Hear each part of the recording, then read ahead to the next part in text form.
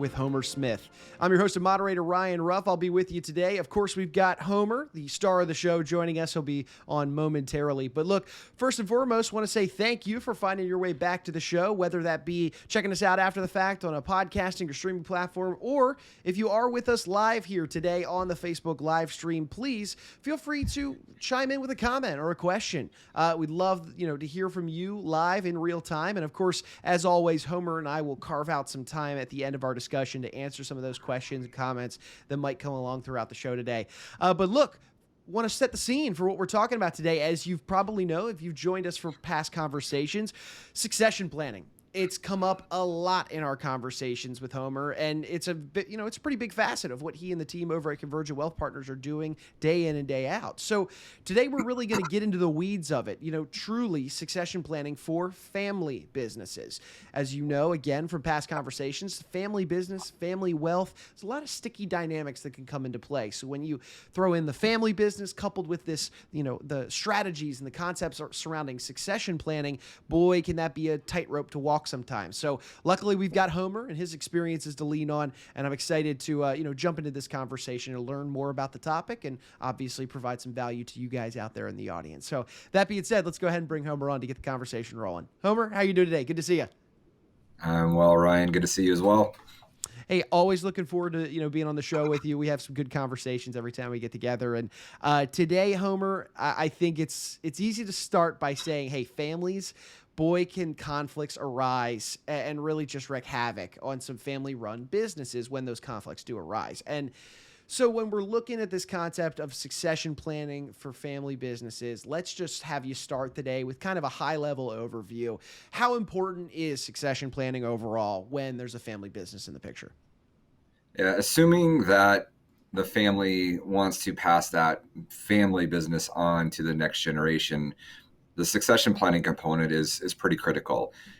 If there's not a solid succession plan in place, it often leads to a lot of challenges within the family, family conflict, which obviously then could lead to down the road a lot of challenges with the business financially. And, if those conflicts got to the level of ultimately even potentially bringing the business into some serious financial trouble, that's going to potentially have some serious financial implications on the family and can really cause irreparable harm to the relationships within that family. So, succession planning is important for any business, really, in terms of how that owner wants to transition out.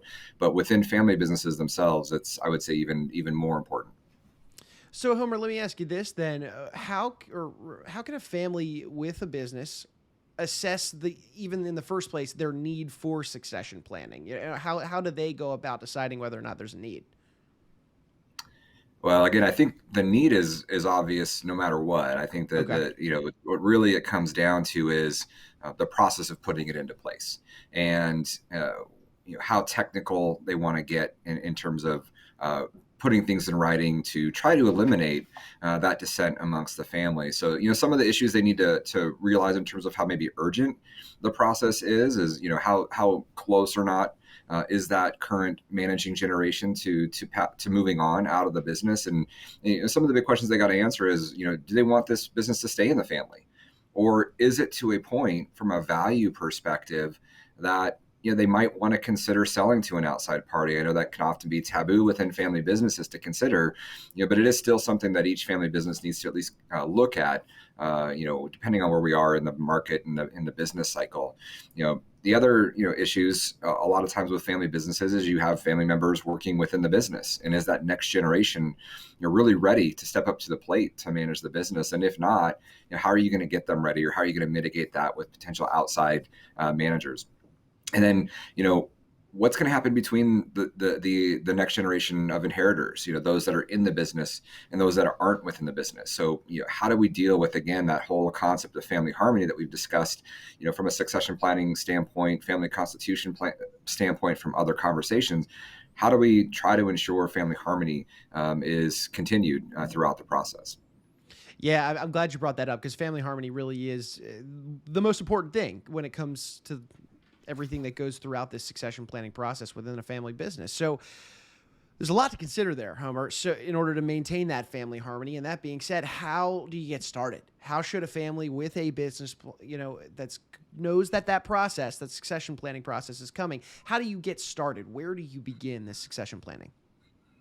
Yeah, I think that the most important starting point is we have to think of succession planning as being flexible. I think oftentimes people can get too caught up in trying to design the perfect plan given the current tax environment, legal environment, whatnot. But it's really important, a family business that's going to survive multiple generations has got to be able to deal with these constant changes we're going to see in the environment within the family and all of that. So, it still needs to be well designed. It needs to be as clear on what the objectives of the business and what the family are, but still having that flexibility is really important. So, it needs to look across all the generations. It needs to identify, what are the different roles of the different family members going to be, and then it needs to be able to be delivered to the family in a concise way where everybody can get a good understanding of it. And so the use of things like family meetings that we've discussed before is critical to making sure that everybody understands what their role is. And oftentimes within these family businesses, you've got non-family members that are key management level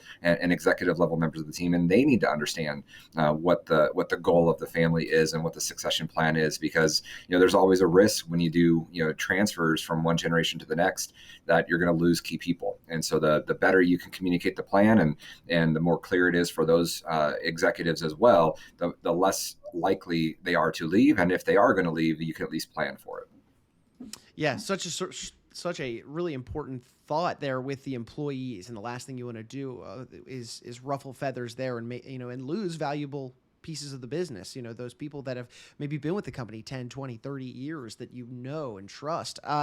So it sounds like to me, Homer, that this idea of transparency is paramount throughout this process. So talk to me about this idea of transparency and why that really does play such an important role in trying to maintain that family harmony and avoid, the fighting among family members when maybe it doesn't need to exist in the first place.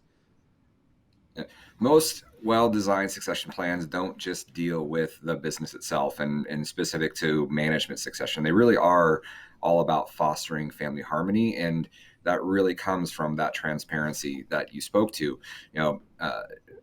The next generations, the younger generations, if they feel like they're just being told what's going to happen and don't have the opportunity to provide their input, even if they're not the decision maker at that point, without that ability to at least provide their input, discuss their concerns, the likelihood of things leading down the road to at the very least more distrust or disharmony within the family, or worse, lawsuits, when things don't go the way that they would have wanted and they didn't feel they had a voice. So, having a proper succession plan in place that's well communicated to the family, where everybody feels they at least had a voice, is at least going to lessen that likelihood. Now, there's no guarantee that even doing that process is going to eliminate any future types of lawsuits and family distrust or anything like that, but it's definitely going to dramatically reduce the likelihood of it.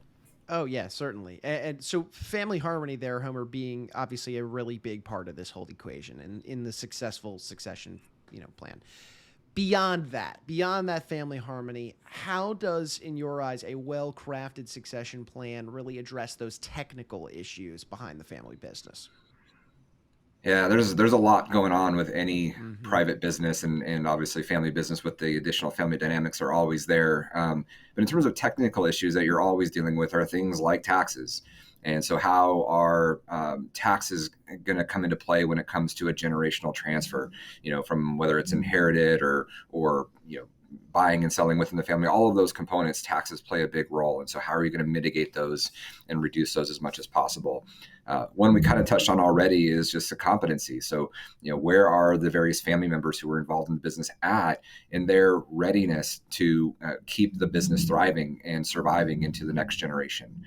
Some of the other issues that are going to need to be dealt with are, what's the financial situation of those that are going to be maybe playing bigger roles within the family business? If a family member is in financial trouble and is now, whether intentionally or just from lack of great planning now heavily involved in the management of the business or responsible for it, there's a lot of risk for how they might mismanage the funds within the business. And then, other things that are harder sometimes to talk about, but how might future divorces impact the business? So, next generation has their ownership of the business, they get divorced, and that spouse, if again, proper planning isn't done, may have a bigger say within the business than the family wants. And so even thinking ahead to things like that are important as a part of the succession plan. Yeah, no, absolutely. Massive, massive factors to really incorporate here. Homer, given all those goals and, of course, issues that you just mentioned, what advice might you have for just taking all of that into account and then getting them into that formalized actual plan on paper? Yeah. One of the key components of any good succession plan is it has to be written down, has to be on paper, and it has to be spelled out in a way that the next generation can clearly understand. And so, that comes in a number of different ways. There's what we call collective documents. That's going to be things like shareholder agreements, the operating agreement for the business, things that are specifically related to the operating of the business itself. And then there's the personal documents that are going to help codify a lot of this, which is things like the estate plan, so wills, trust, things of that nature. They're going to spell out how the business is inherited to that next generation. So again, the key component to all of this is that it can't just be discussed. It's got to be something that's actually written down and communicated well to the rest of the family. Sure. So that's obviously a big part of it. But then, Homer, I feel like there would be some issues that then creep in, that can at least creep into the scene. Is the issue of making sure that the family plan, that succession plan, is adhered to over time. So beyond not just the initial transfer, but maybe transfers thereafter. So talk to me a little bit about this idea and importance, really, of making sure the plan is adhered to over time, staying relevant. Yeah, definitely need to keep in mind for family business owners that it's one thing to craft these succession plans, even if you have them in writing, they're well documented and communicated throughout the family. Unfortunately, while these legal structures can be in place, they can't guarantee that things won't come up in the future and that family members won't fight over how the succession plan is actually being implemented. And even if things are well documented and the likelihood of those lawsuits being able to make any changes are very low, just the cost of navigating those lawsuits and the distrust or the disharmony they create can have a significant impact on the business for a long period of time. So, unfortunately, even if you do a good job of this, you're not necessarily guaranteeing a perfect outcome. Yeah, I mean, you can put the effort there, but at the end of the day, everybody's got to be on the same page to make sure that that succession plan is truly adhered to. So, final question, Homer, as I'm kind of, we're bringing the conversation to a head here. What do you believe families should do once they've got it? Once the succession plan is in place, what do they do to make sure that things stay smooth once it's there in front of them? And I think another recurring theme that we have on this show quite often is this idea of stress testing. And so, succession planning, just like planning for most other goals that you might have, is not a one-time event. Tax laws change, estate planning laws change, a lot of things change. The family dynamics change over time. So the succession plan needs to be regularly addressed, the assumptions need to be reviewed, and the assumptions need to be reviewed in terms of, are they going to result in the outcome that the family is looking for within that business? So a regular conversation around this and the use of things like family meetings, whether it's annually or at least every couple of years, the succession plan should be discussed, should be reviewed, and should be stress tested to make sure that it's still going to result in the outcome that the family is looking for. Yeah, I mean, there's too much changing within our world for this to be a one size fit all succession plan. I mean, there's factors are going to inevitably change, and those regular meetings and making sure that this is ebbing and flowing and really adhered to over time. I mean, that can be paramount to making sure that the other factor that we mentioned at the beginning, the family harmony, really stays in play. Homer, I guess I got a bonus little question for you. If anybody out there in our audience who's with us today, maybe they are going through something similar themselves. Maybe they have a friend, a family member who is kind of approaching maybe this process of building a succession plan. Maybe they're interested in reaching out to you and your team to start a conversation, maybe get some advice overall. How would they best go about reaching out to you and your team to get that conversation started? I mean, the easy answer, obviously, they can email me anytime at homer@convergentwealth.com. Be happy to start that conversation. And really, the bigger picture really is that they should be looking at a lot more than just the succession plan, and that's just one component of the overall plan for them. And really is looking at the business itself. What stage in the life cycle of the business are they? Are they in growth mode? Are they in kind of sustaining mode? Are they needing to add different ideas into the business to help it grow more? So the succession plan is just one of the areas that we can help them review as a part of the process, and it really goes much beyond just the succession plan that is important that they be stress testing and taking a look at. Awesome. All right. Well, Homer, hey, really appreciate you carving some time out of your busy day to be with us to talk through succession planning for family businesses. And I'm looking forward to having you back and getting into another conversation down the road.